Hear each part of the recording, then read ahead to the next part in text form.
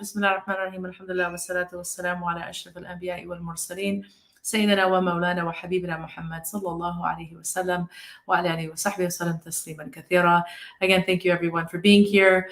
If you know me, you know that I like presentations, so I am going to go ahead and slide share really quickly. Hopefully it's working here. Just give me a second here. Bismillah. Okay, here we go. Bismillah. So this is the topic that it's very much related to what we just spoke about in terms of this idea of retreating inwardly, right? And so the title of the talk is Spiritual Antidotes for Anxiety, Seeking Shelter in the Heart. And so what is, let's get into it. So first and foremost, we should understand this term anxiety. There's of course the dictionary definition of it, which is a feeling of worry, nervousness, or unease, typically about an imminent event or something with an uncertain outcome. And I want to just mention here that, there's the feeling of anxiety, and then there are people who have, disorders like anxiety disorder. So we're going to concentrate more on just this idea, this feeling that is very much a part of our experience as human beings in this planet, because the dunya was designed for it. So we'll get to that in a moment. But this is a quote from Abu Zayd al-Balkhi, who wrote Sustenance of the Soul.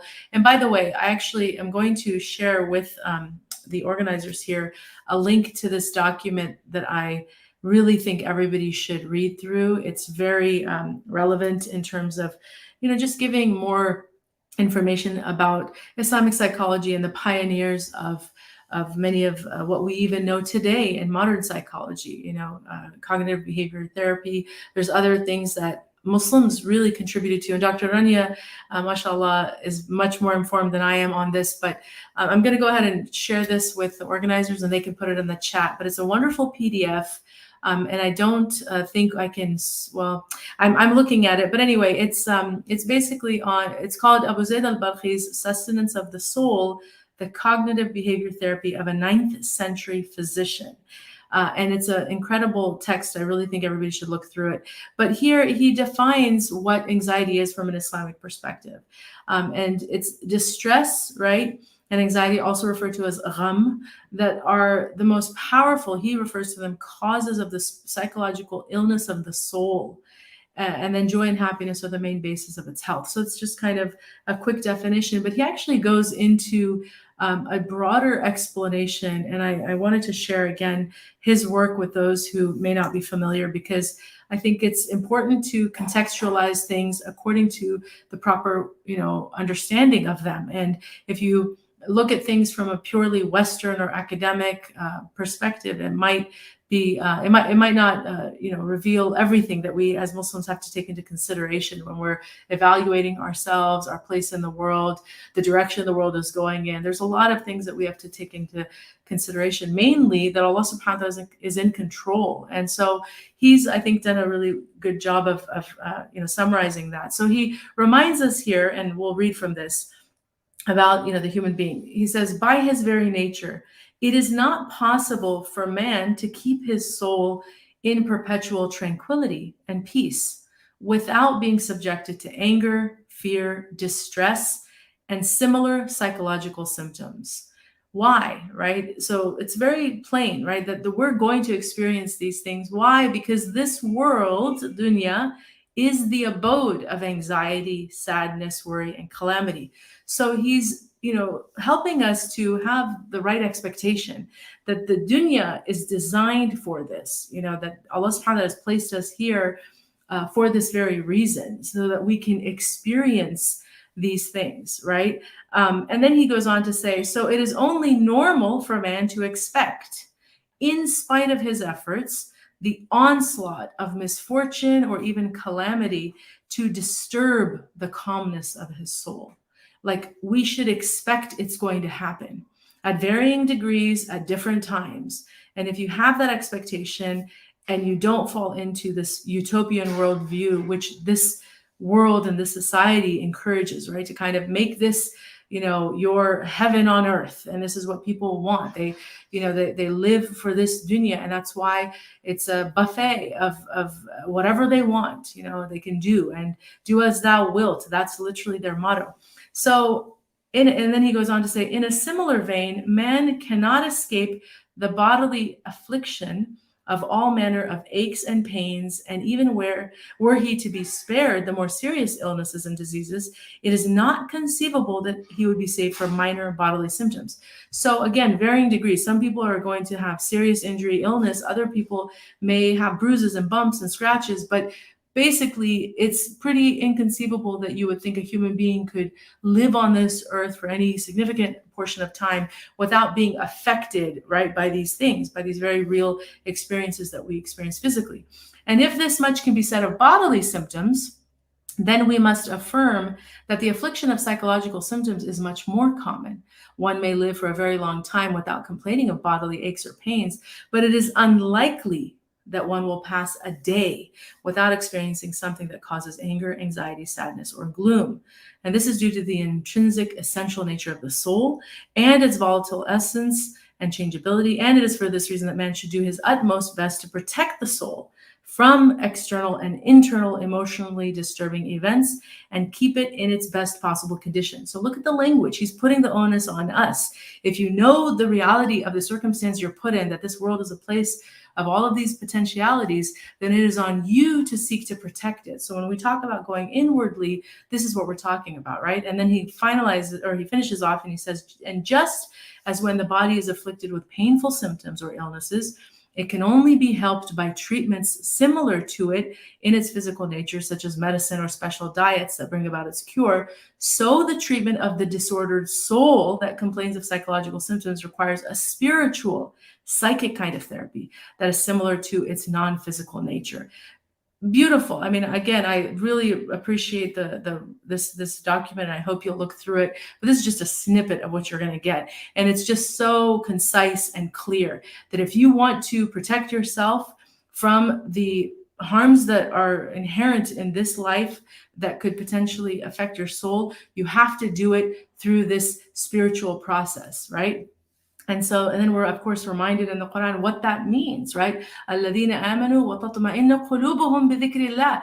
Those who believe and whose hearts find comfort in the remembrance of Allah. So if we want to seek to protect our soul, our heart, the way to do that, the formula is right here. أَلَا بِذِكْرِ اللَّهِ تَطْمَئِنُّ الْقُلُوبُ. Surely in the remembrance of Allah do the hearts find comfort. So this is essentially how we protect ourselves from all of these dangers and other spiritual illnesses, the root which, if you recall, the very first quote he said, is anxiety, right? All of the other spiritual diseases emanate, according to him, from anxiety. And so how do we retreat inwardly? We have to take action that's based on knowledge, and then we have to have ongoing, continuous reflection.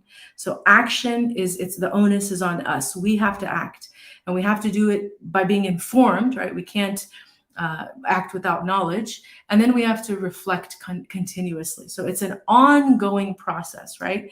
And again, these are further reminders for us that Allah subhanahu wa ta'ala, going back to the youth in the cave, what is he reminding us here? He says, وَرَبَطْنَا عَلَى قُلُوبِهِمْ إِذْ قَامُوا فَقَالُوا رَبُّنَا رَبُّ السَّمَاوَاتِ وَالْأَرْضِ لَن نَدْعُوَ مِن دُونِهِ إِلَهًا لَقَدْ قُلْنَا إِذًا شَطَطًا. So we made firm their hearts. Allah subhanahu wa ta'ala fortified their hearts. How?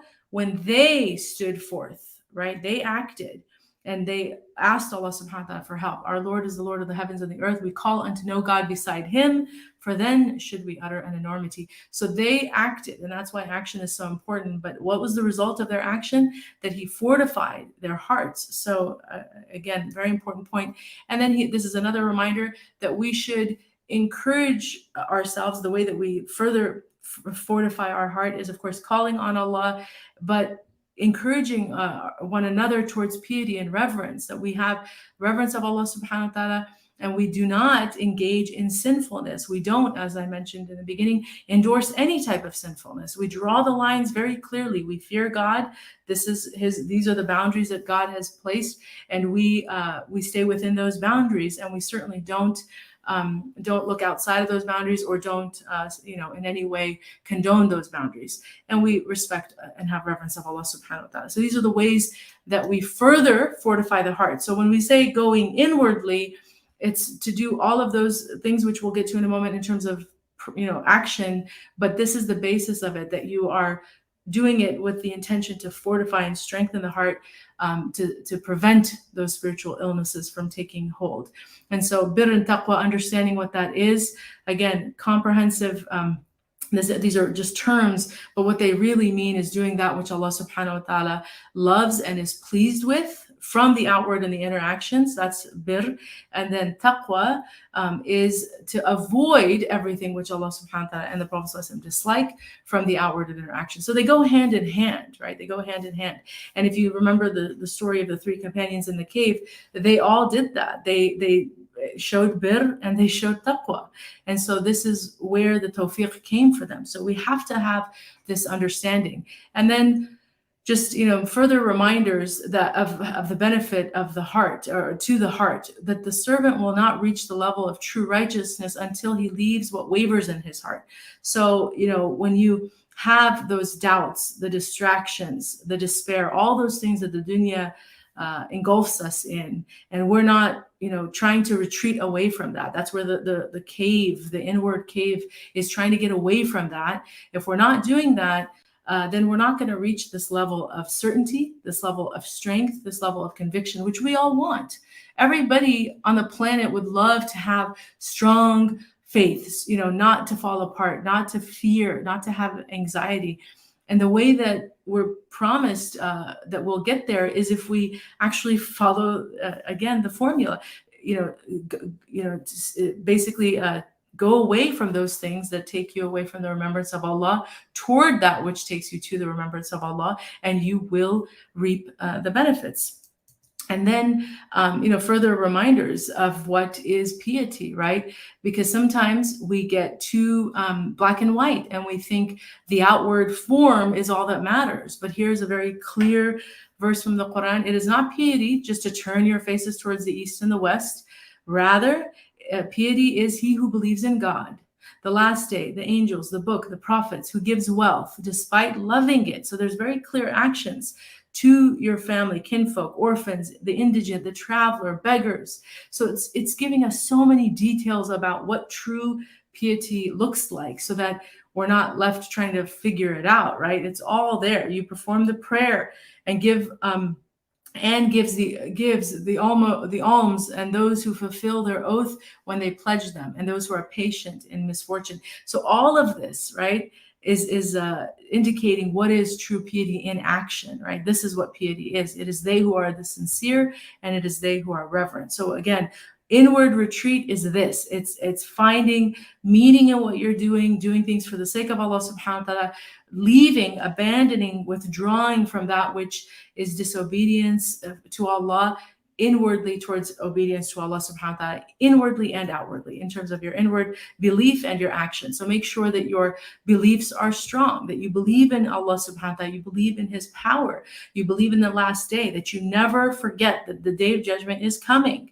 That when you feel, for example, if you've experienced injustice and you forget that God's justice is perfect and nobody will ever escape his justice, remind yourself that the last day is real. That's why the last day is real, because a lot of people have a very difficult time reconciling the evils of the dunya or things that have happened to them, because they forget this, and the world that we're in is not reminding us of these things. So we have to open the book of Allah open. We have to read into the stories and the hadith to remind ourselves that the last day is coming and nobody will escape it, and justice will be served, the perfect justice of Allah. We have to remind ourselves that the angels are real, that they are writing our actions down, the scribes on our shoulders, that we have protective angels. So when you start to panic and you fall apart and you worry when you're by yourself, just remember Allah has assigned for you protectors around you. And the way to draw them toward you is to make wudu, because they are attracted to the light. And the way to repel the demonic and the evil is to, again, be in wudu, and to do the dhikr of Allah, to just continuously remind yourself of these things and the power that come with them. And then, of course, the actions that we should be doing in order to show our piety and our love and reverence for Allah subhanahu wa ta'ala, all the things mentioned in the verse that we just read. And then practically every day, these are just 4 things. If we can commit to these things on a daily basis, a portion of each, right? We pray our prayers. All of them should be done without question, without fail. There should be no excuses. And if you're making excuses for why you're missing your prayer, wake up. We just said it. The day of judgment is real. The very first thing we're going to be asked about is our prayers. Show up for your prayers. Make it a priority. Set as many alarms as you need to. Do not let your nafs fool you or shaitan delude you into thinking that, oh, because your heart is clean and you do 4 out of 5 or 3 out of 5 or 2 out of 5, that you'll be good. No, excel, get better, get better. Allah, of course, is the most forgiving, but he also wants us to see, he wants to see effort.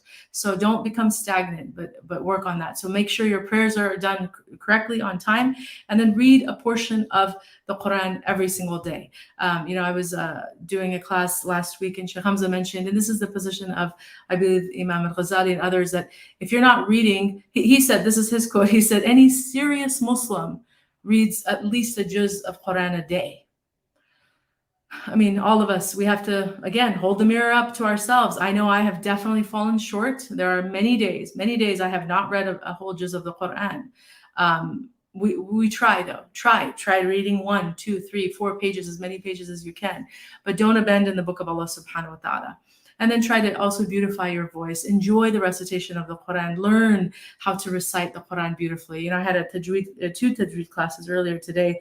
And subhanAllah, it's such a beautiful science. If you have not studied tajweed, may Allah subhanahu wa ta'ala open your heart to his book and to love to recite his book, to want to recite his book beautifully. Because wallahi, once you learn it, and everybody who loves the Quran or who studied these sciences knows what I'm talking about, but it's quite beautiful and extraordinary to just see the rules of tajweed unfolding and just the way that they're applied. But read the Quran and read it with love. And then dua, asking Allah subhanahu wa ta'ala as often as possible for khair. When you look at your family, there are times where, I have French doors in my office, for example. Right now I can look out into my living area or different parts of the house. So there are times where, my children pass by, my husband passes by, I'll see them doing something. They're not even aware of it.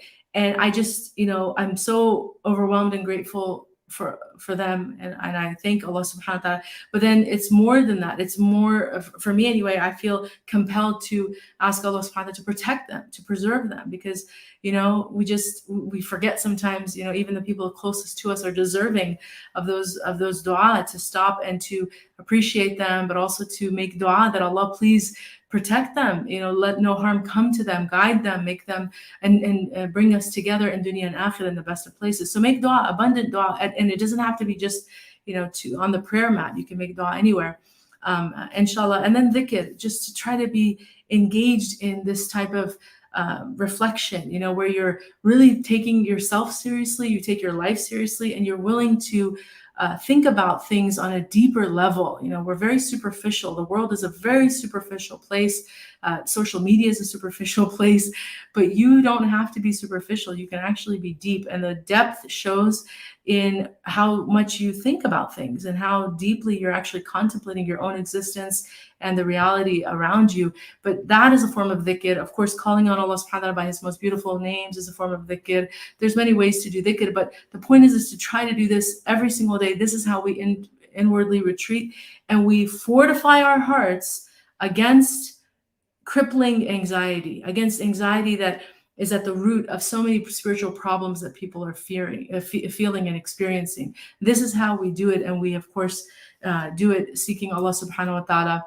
And then he reminds, and just quickly, because I know I'm probably over time, but this is another beautiful reminder from the Quran that when we want piety, and we're asking, because we all want good from others. We expect a lot, actually more from other people than we do ourselves. Sometimes you need a wake-up call, and here's a beautiful verse to remind us. Will you enjoin piety upon mankind? Will you look out at other people constantly, criticizing and being critical of other people, and then forget yourselves while you recite the book?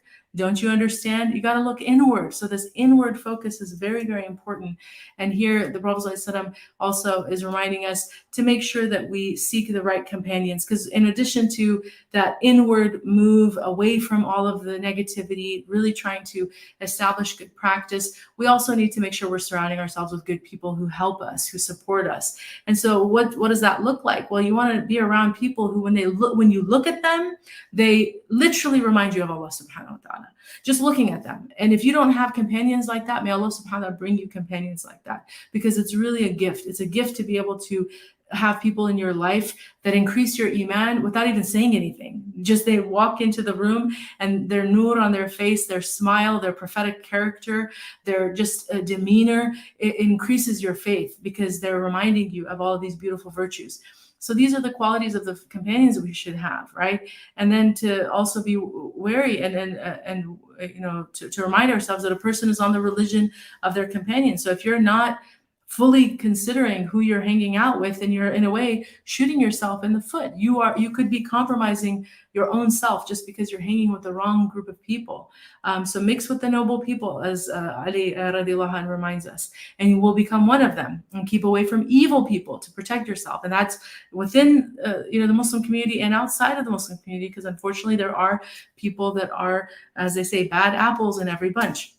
And then lastly, just remember that we should be mirrors for one another. So inshallah, we reflect beauty, we reflect light. And this is really at the heart of what it means to, do that inward retreat, is that we're seeking something, right? And really what it is remembering Allah subhanahu wa ta'ala often, reflecting the light of truth and piety, and restoring the balance in the soul so that we're not suffering as so many people are, inshallah. And here's the last dua from the Sunnah of the Prophet ﷺ, which is a beautiful dua. You should know this dua, but it's really seeking, again, light, which is how we cast out darkness inwardly, outwardly. It's through light. So may Allah subhanahu wa ta'ala place light in our hearts, on our tongues, in our hearing, in our sight, behind us, in front of us, on our right, on our left, above us, below us, and within our flesh, our blood, our hair, our skin, and make light our souls and make light abundance for us. May Allah subhanahu wa ta'ala make us light and grant us light. Ameen ya Rabbil Alameen. Jazakumullahu khairan, inshallah. I know there's a Q&A after this. Forgive me, Sister Mutahara, if I went over. I honestly wasn't even looking at the time, but I hope I didn't go over by too much. Bismillah. No, Jazakallah khairan. It was great, mashallah. Thank you so much. And we had so many comments coming in appreciating the content. Someone said very powerful words to help strengthen the soul. Zainab said, such a timely topic. It's been a stressful time, alhamdulillah. As well, someone said, Barakallahu feekum, Ustadha Hosai, for talking about this subject and mentioning that your slides are very informative, mashallah. And Sister Zainab also said, beautiful and informative slides, mashallah. Love how you use the Quran to address mental health, Sister Hosai. So all around, everyone greatly appreciated your talk right now. And Sister Khadija asked, are these lessons in a book or slideshow? I know you mentioned the book you're referencing, but maybe you can expand a little further. Sure.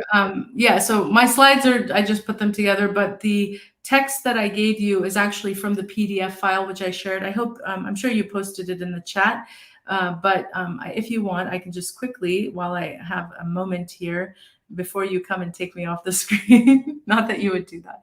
I'm just teasing. But here, I'm going to quickly share for you the PDF. It's so beautiful, and it's just, I think it's a really great text that's free of charge. I found it. So it's free for all of us to read and benefit from. But here it is, Abu Zayd al-Balkhi's Sustenance of the Soul. And so in the body of the text was where that text that I shared with you, it's in the body here. But, just read the whole thing. It's quite extraordinary because it goes into the history of how he has contributed so much to even modern psychology. And he's really a pioneer in many ways. And maybe, inshallah, if Dr. Rania joins again, or the next time she does, she can go into more detail because, mashallah, she's met the author, Malik Badri, who passed away in 2001. And she's worked with him, but alhamdulillah, she speaks highly of him. So it's just a really great text, but I think it'll be of great benefit to everybody to read through it, inshallah. Yeah, I completely agree. Thank you so much for sharing that with us. And we did get a question saying, Jazakallah khair for a timely topic, Ustadha Hosai. Would you say there's a link with the anxiety being experienced by many these days and the lack of barakah in our time? Oh, definitely. Yeah. Are we jumping right into Q&A? Because I can, if we are, okay, we are. I thought there might be more announcements. But yeah, I mean, I definitely believe that to be the case, not because it's my ideas, but what I've always heard from our teachers is that certainly Allah subhanahu wa ta'ala rewards his servants with barakah in their time when we are doing things that we should be doing, and we're, in the remembrance of Allah, we're fulfilling our obligations to those who have rights over us. We're being dutiful to our family, our parents, our spouse, our children, our community. We're doing all of those right things, and we're obviously on top of our ibadah, that there is a facilitation and that there is an experience of time dilation during the day. I mean, if you take yourself seriously and you really value your time, then you will experience that. And then there's other times where you may just have just a regular average day. I think it could be experiential that way, or maybe for the awliya, the saints, for those who are really, in that hub, as they say, and that's just where they reside. I think from everything I've ever heard from teachers, that's almost like a permanent state, because they have made the remembrance of Allah subhanahu wa ta'ala their priority, and that's just what sustains them. When we talk about the three different nufus, right? We talk about the nafs al-amara bisu, nafs al-lawama, and then nafs al-mutma'inna. That's the highest state that we can achieve, or among them, and it is really where you are free from all of these distractions and these things that take you away from Allah, and you really live a life that's very serious, and that you are in obedience to Allah. So you will experience that, inshallah, in your in the barakah of your time, and in the barakah of your sustenance, the food that you eat, all of those things, you will feel that, inshallah, as a reward. MashaAllah, thank you so much. And a reminder to the audience that you can post your questions in the chat and also email us. We did get another question. So someone shared this quote by Imam Ali ibn Abi Talib and asked a question. So the quote is, "Do not talk about your riches in front of the poor. Do not talk about your good health in front of the sick. Do not talk about your power in front of the weak. Do not talk about the joys of your life in front of the sad ones. Do not talk about your freedom in front of the captivated. Do not talk about your children in front of those who cannot have any. And do not talk about your parents in front of orphans, for their wounds cannot withstand more pain." So the question is, what should one do if they are surrounded by people who speak about things that you do not have, or experience and feel sadness with this reality? Social media has this effect, and there are many stats around it in regards to depression and anxiety. Yeah, subhanAllah. I think it's an important question, because we have to contend with these things. And like you said, some people in our lives, or maybe in certain spaces, we experience these things. But I think at a certain point, we just have to realize everybody's, on their own path and journey. And for some people, maybe they speak about these things openly because there is something going on internally with them. Maybe it has to do with their past, or trying to establish themselves. There could be so many reasons why people do what they do. But I think it's much a better use of our time, instead of focusing and lamenting why do people do this, why do people do that. And I know it's something that we've all done. I've certainly griped about a lot of things that I've seen, but I feel like as I'm getting older, I just start to realize, like, there's a lot of suffering in the world, and everybody's at different stages and phases of life. And instead of looking down, or being annoyed, or whatever with why people aren't doing things right, I think it's better use of our time if we just look inwardly and say, whatever they're doing, may Allah guide them, but alhamdulillah, I'm not doing that, right? And that's actually from the sunnah as well. When the Prophet ﷺ would see people engaging in things, it was one of the things that he encourages, that we are grateful and are aware of the fact that we're not afflicted with those same things. So I think that would be also a good way to kind of, reorient your focus, right? Which is not on what they're doing and why and how can we deal with them. Rather, leave them to Allah, ask them to be guided, but more so focus on yourself, inshallah. And just know that, as I said, people who are engaged in attention-seeking behavior may have many reasons for doing that, but it's not always fair to make conclusions. For example, I just remember, a long time ago when Facebook kind of started to get really popular. There was so much discussion on people posting pictures and especially selfies, and there was a lot of degrading comments about people who took selfies and took pictures of everything that they did in their life. And it's easy to draw conclusions, right? Like, oh, they're so desperate for attention, and me, and look how narcissistic people are. And I'm sure I certainly have made comments like that. May Allah forgive us. But then I remember, I don't know where I was, or I can't remember all the details, but someone had a perspective that was really fresh, and it just made me realize, subhanAllah, I never thought of that, and that's where husn al-dhan as an exercise becomes something that we've abandoned, but it's pointed out when people start to give you explanations that you never even thought of. So anyway, the person had said that that a lot of times people who are, for example, away from their families, right? Like, let's say, there's a young woman who's married and she's living out of state, out of the country, away from her family, that in order to, reassure them, in order to make them not worry about her, she may feel the need to show highlights of her life.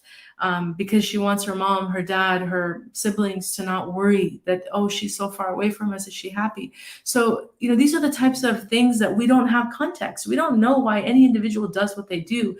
But from the goodness of our heart, we should always presume the best and not to find satisfaction in coming to the worst conclusion that disparages another person and makes our ego feel good. And that's where the nafs is so tricky, because you think like, oh, you're being this staunch, moral, upright person calling out something that's wrong in your mind. But when you do it at the expense of another person without any context, then I think it's dangerous for the soul. So I would just say, leave them to Allah. And if it bothers you, maybe go more inwardly and say, Allah, free me from this preoccupation with what other people are doing, and help me to focus more on myself. Inshallah. MashaAllah, thank you so much for that answer. I think it was very helpful. I hope for the audience as well. And we have another question by Sister Lily Rose saying, Ustadha, it is said that our nafs is worse than shaitan. It is very hard to wrangle or fight both at the same time. What's the spiritual reason for the inability to do good when one was doing good before? All right. So there's a couple of questions embedded in that one question, but first and foremost, yes, the nafs is worse than shaitan. There's four, evils according to, again, our teachers have taught us that there's four evils: dunya, hawa, shaitan, and nafs. And from the four, the nafs is the worst because it resides within you and you're so susceptible to being deluded by it, right? Whereas external evils you can, somehow get away from. You can't really get away from your own mind and your own thoughts, right? So in that sense, it is the most dangerous. And it is hard to wrangle between the two, but I think it's important to know how they operate. That was helpful for me anyway. When I learned, I think it was through the Poor Man's Book of Assistance, the Sheikh Hamza, a class he had done many years ago. But he I think it was in that class, he talked about how to tell the difference between the two, and it was pretty eye-opening in that he mentioned the nafs is, repetitive. It's like a repeat offender, so you will continuously fall into sinfulness because your nafs is habituated to that. And so anytime you're doing something you've been doing repeatedly, that's just your own deficiencies you have to grapple with yourself. Whereas Iblis, he inspires us, or he goads us, he pushes us towards worser actions. So he will try to push us towards a sinfulness that is worse than anything we've ever done. So anytime you've done something that you've never done before that's sinful, and it's your first time, then likely that's, you were under his attack. So that differentiation helps you, because again, if you always scapegoat to Iblis, then you're not looking at your own self. But I feel like if we're really being honest, the majority of the sins that we commit are actually repeat. So that means that we are really actually affected by our own souls. And that's why we need to work internally to cleanse, to purify, to work on, mastering the nafs, to deprive the nafs. This is where fasting, doing zakah, being in spaces of knowledge and dhikr are actually ways to diminish the strength of the nafs over you. And that's why we should be doing these things more. But the reason for, why we may have a harder time doing good when we once did before is likely because we've relapsed. We've regressed, right? So when you have guidance and you're on this upward trajectory, and then all of a sudden you start to fall back into behaviors, something went wrong. Maybe you got too comfortable. And I think from, if you read The Foundations of the Spiritual Path by Sidi Ahmed Zaruq, it talks about that this is actually one of the great dangers that is a blind spot for people who practice faith. Because when you think, I'm practicing, right? I'm doing my prayers and I wear hijab and I do this and I do that. The soul is deluding you to get very comfortable and feel safe. And so then you think, oh, what's the big deal? I'm just, not going to do X, Y, and Z. I'm going to start kind of, trimming down my list of spiritual, deeds, good deeds that I'm doing, because I'm doing good, compared to all these other people. And so we look to people who are maybe, spiritually not doing as well, or in our estimation, and we do the compare and contrast, and we think, well, heck, I'm praying all my prayers. I don't do this. I don't drink alcohol. I don't do this. So you start to feel really good about yourself. And then what happens is you hit a wall. And that stagnation is when a lot of times you'll see a lack of motivation, a dip in your ibadah. Your prayers you start doing more qada prayers. You forget to read Quran. You start to increase maybe in bad habits. Maybe you're starting to use foul language or listen to things, watch things that are inappropriate. You start basically adopting a lot of these bad habits that maybe you had worked hard to overcome. It's because you got a little too lax with yourself.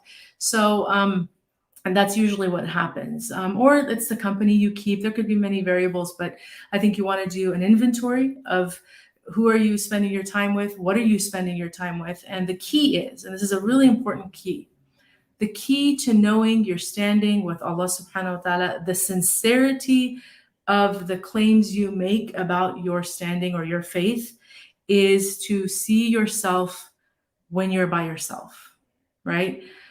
That's the litmus test. What are you doing when you are by yourself and there is nobody in sight? Nobody has any idea what you're doing. There's no cameras on you. There's nobody watching you. You're basically alone. What are you doing? That indicates a lot, because if you are in those spaces when you're by yourself and nobody's watching you, engaged in haram or completely oblivious to your obligations, you're not doing what you should be doing, you're doing things that you should not be doing, then that's an indication of spiritual problems, right? Because something's going on. If you're a muttaqi, if you're a person of taqwa, it should be consistent. It shouldn't waver depending on who's around you. So that's a good way to kind of gauge where you are and to take inventory again of what went wrong. Look back on the time that you were maybe at a peak performance level in your faith and try to reevaluate, like, what happened? Where did, what did I do wrong? Maybe myself, or what blind spot did I not miss or trap that did I miss that I fell into? And inshallah, just continue to, seek Allah subhanahu wa ta'ala. He will always answer. When we seek Allah subhanahu wa ta'ala and we call on Him and we admit our weaknesses and our shortcomings and our deficiencies, and we're not falling apart and we think everything's over. No, as long as you're breathing, as long as you have life within you, you should never ever think that you're hopeless and you're a lost cause. A'udhu billah, those are all demonic thoughts.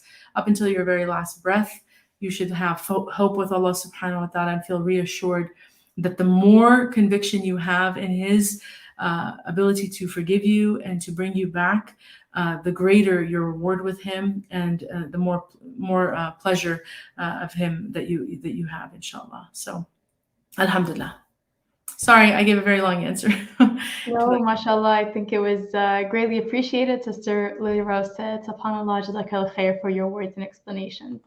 Thank you so much. Maybe we can take a final question. So, throughout the lessons, you've been talking about kind of the cave, going inward, retreating, taking shelter in the heart for anxiety, and you've given a lot of different ways we can do that in a lot of different circumstances. But as you mentioned, like the first step is kind of being alone and being able to be alone with yourself. And a lot of times when people are stuck in that anxious mode, just even simply being alone or going inward can still be an extremely anxiety-inducing experience. So as a first step, what would be like the first step someone can take who's in an anxious state and they can't even handle being alone, to really be able to start to handle that? Jazakallah khair. Great question, mashallah. And I think, everybody based on their circumstances is going to have to find a place of khalwa and a time of khalwa. And sure, you can start incrementally.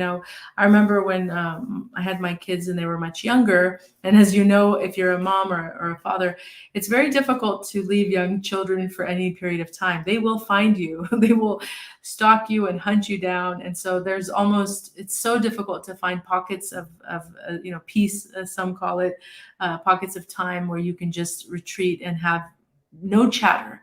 Your mind is just, at peace because there's nobody talking to you. But what I would do is I would often go to, the restroom unfortunately was obviously an escape, and I'm not the only one. Closets were an escape. I know many friends who to this day actually they still hide in their closet to try to get away from the little ones for a few minutes, just to get a breather. And then other things for me, what worked is the car, and I still do this to this day. You can ask my kids. If I feel overstimulated and I feel like I haven't had any time to retreat within myself, and let's say we've just come back from an outing, shopping, whatever it is, I'll ask everybody to go inside and then I sit in the car, because I think I like the cocoon feeling of the car. I feel like I'm enveloped, and also just the quiet, obviously. So it was enough to recharge me, 10 minutes sometimes. And then eventually my husband caught on, and now it's like a competition between the two of us. Sometimes he'll be like, no, I'm going to sit in the car. And I'm like, no, I'm going to sit in the car. So, everybody has to kind of figure out a system for themselves. But I do think it's important to have, to speak up about this need. And I'm like, this is my thing. I am a very big outspoken person when it comes to my alone time, because I am overstimulated a lot just from the work that I do. I teach, and I'm also, I'm a homeschooler, so I'm constantly around a lot of noise, and I'm quite also sensitive. I think with aging, you just become more sensitive to stimuli. So I absolutely need it. And my family knows when I say, leave me alone, please. I need some time. It's not personal. It's just me needing to recharge that battery, that spiritual battery. And then the other thing that I think I've come to appreciate more, because I come from a family where maybe it was genetic, I don't know, but like my father, Allah yarhamhu, he didn't require a lot of sleep. He could actually operate on little sleep. And so I found myself and some of my siblings, not all, were kind of similar in that we would not need a lot of sleep. And so compared to others, we could survive and do well on 4 or 5 hours of sleep. And so that was a pretty consistent thing. And I always thought that sleep was, an indulgence, and it can be for some people. It's definitely a nafs that people give into. But recently, Sheikh Hamza had mentioned something that I thought was really powerful. And he said that actually sleep is an escape for the soul. That the soul, because of this dunya, this isn't our abode. This isn't what we were meant for. We're meant to be here for a temporary period, but our home is Jannah. So Allah subhanahu wa ta'ala gave us sleep as an escape from the trials of dunya. And it just really gave me a total different appreciation for sleep and what a gift it is. And so if your logistics of your life make it difficult to retreat physically while you're awake, and you're having a hard time doing that, I would still try, 5 minutes, 10 minutes, honestly can make a big difference. Just the same way like a power nap can, right? But also I think you should start to shift your understanding of sleep as just a physical need to one that's a spiritual need, and ask Allah subhanahu wa ta'ala to revive you, to give you beautiful dreams. Like I really think, I hope, and I wish we should all do this, myself included. Sometimes I forget, but we should make really, really strong dua before we sleep, that Allah subhanahu wa ta'ala allow us to see scenes, allow us to experience the gifts of the barzakh, of that intermediary space between this world and the next world, where the soul retreats to from the dunya. That's why we can sometimes have true dreams, right? But there's a lot of amazing and epic things that can happen in a dream state that can absolutely recharge the soul. So in addition to trying to find those incremental times during the day of just alone time where you're just sitting thinking, it doesn't have to be for hours, you don't have to be doing yoga or meditation, you just take some time to yourself and think and look outside and ponder and be in a state of gratitude to Allah subhanahu wa ta'ala. All that's beautiful, but also turn to your sleep and ask Allah subhanahu wa ta'ala to reward you with the beautiful experiences of sleep, and that you feel revived, physically in terms of your life, your soul coming back into your body, but also spiritually, that you've seen things, you've experienced things, you've heard things that really sustain you, inshallah. May Allah subhanahu wa ta'ala increase us all in those gifts. Ameen. Jazakallah khairan for that response. Ustadha Hosai, Sister Lee said, Jazakallah khair for the advice regarding sleep and sharing Sheikh Hamza's explanation as well. It was really interesting. Alhamdulillah. Wa iyaki, of course. Yeah, thank you so much for a wonderful session today. We really enjoyed having you on, and we look forward to the next time we can host you, inshallah. Jazakallah khair. Thank you so much. It's always an honor, really, and I've missed seeing you, so it's a treat to see you today. Inshallah. May Allah bless you and increase you. Thank you so much, everyone, for your continued support of Celebrate Mercy and these programs. May Allah bless all of you. I hope you have a wonderful remainder of your Jummah and weekend. Inshallah, looking forward to seeing you all next time. Assalamu alaikum wa rahmatullahi wa barakatuh. Wa alaikum assalam wa rahmatullahi wa barakatuh.